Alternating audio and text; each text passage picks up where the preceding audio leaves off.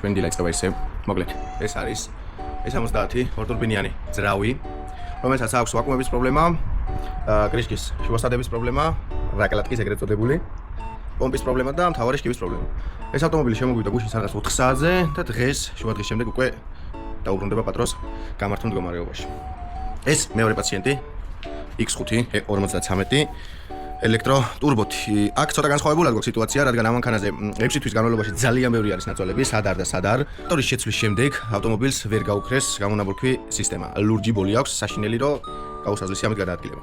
რა თქმა უნდა, ჩვენთან სერვისში მოხდა დიაგნოსტიკა სწორი და ეხლა ვიღებთ ძრავს და უნდა ჩავდოთ აი ეს ძრავი, რომელიც უკვე დასერვისებული გვაქვს სრულიად ახალი დეტალებით. ეს ჩვენი ფისოა. ხო, შემდეგი პაციენტია კიდევ ერთი X, E53.